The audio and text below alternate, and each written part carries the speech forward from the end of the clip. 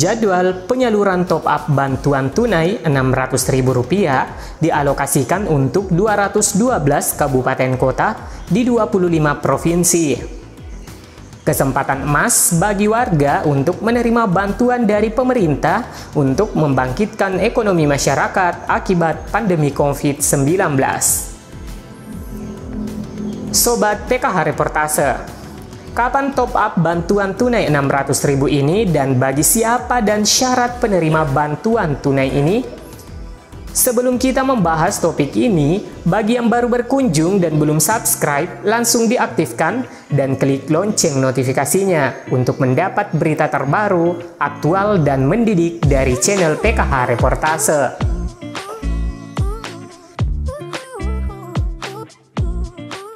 Top up Rp900.000 di penghujung tahun 2021 kepada KPM BPNT Murni dan KPM BLTDD telah disalurkan oleh pemerintah di 35 kabupaten prioritas di 7 provinsi. Dengan 24 kabupaten diantaranya berada di wilayah pesisir. Adapun tahun 2022, pemerintah akan kembali menyalurkan bantuan tunai Rp600.000 dengan memperluas cakupannya untuk menanggulangi kemiskinan ekstrim di 212 kabupaten dan kota di 25 provinsi. Dengan 147 kabupaten dan kota diantaranya berada di wilayah pesisir.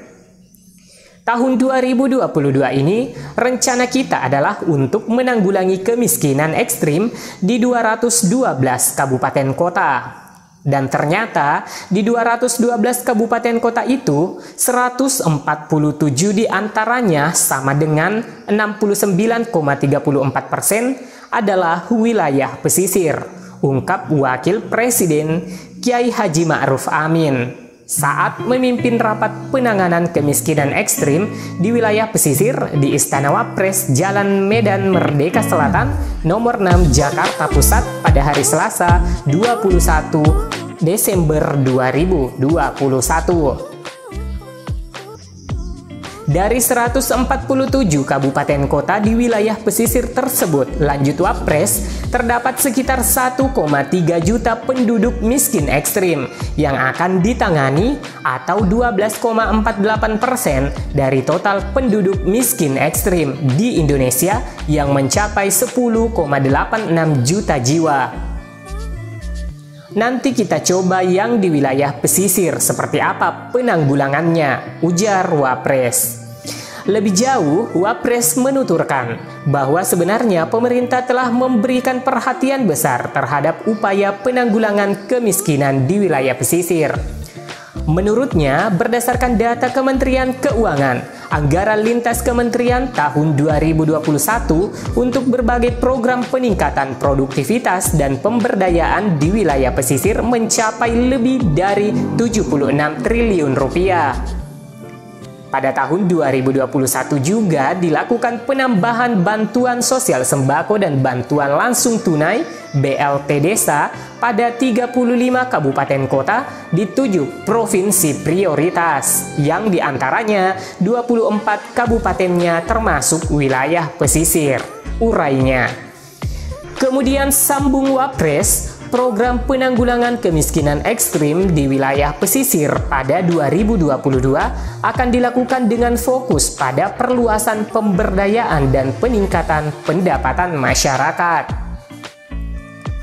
Penambahan bansos untuk pengurangan beban masyarakat miskin ekstrim, peningkatan akses layanan dasar, konektivitas wilayah, dan kolaborasi diperlukan untuk meminimalkan wilayah kantong kemiskinan, pungkasnya. Siapa saja penerima bantuan ini? Simak baik-baik, semoga saja pemirsa video ini adalah penerima bantuan tunai Rp600.000. Lalu kapan jadwal penyaluran bantuan tunai Rp600.000 ini? Menteri Koordinator Bidang Perekonomian Airlangga Hartarto mengatakan bahwa bansos tunai akan disalurkan lagi. Bansos langsung tunai 300.000 untuk alokasi 2 bulan, sehingga bantuan yang diterima adalah Rp600.000 yang akan disalurkan mulai kuartal 1 2022, sekitar bulan Februari dan Maret 2022. Bagi penerima, siapkan dokumen yang dibutuhkan, yakni KTP dan kartu keluarga asli untuk dilakukan verifikasi penerima bahwa tepat orangnya, tepat jumlahnya, dan tepat administrasinya. Kepada siapa saja penerima bantuan top-up bantuan tunai ini? Airlangga menuturkan bantuan tersebut dilakukan untuk mendorong pemulihan ekonomi di tengah pandemi COVID-19. Pemerintah juga memperluas cakupan penerima bansos untuk program BTPKLWN kepada 1,76 juta nelayan penduduk miskin ekstrim di wilayah pesisir, sehingga total target sasaran menjadi 2,76 juta orang, ditambah dengan 1 juta orang PKL atau pemilik warung. Sedangkan lokasi penerima manfaat yaitu pada 212 kabupaten kota yang masuk pada target pengentasan kemiskinan ekstrim di 2022, dan besaran yang diberikan adalah Rp600.000 per penerima, kata Airlangga dalam konferensi pers Minggu 16 Januari 2022. Lebih lanjut, dia mengungkapkan anggaran program PEN sendiri sudah disiapkan sebesar 451 triliun. PEN 2022 sendiri terbagi menjadi 3 klaster utama, yakni kesehatan, perlindungan masyarakat, serta penguatan pemulihan ekonomi yang antara lain berisi insentif fiskal, dukungan UMKM, dan koperasi. Lebih jauh, Wapres menerangkan bahwa persoalan kemiskinan ekstrim di wilayah pesisir juga relatif lebih kompleks, karena kelompok miskin ekstrim di wilayah pesisir memiliki beberapa karakteristik. Pertama, dari aspek demografi.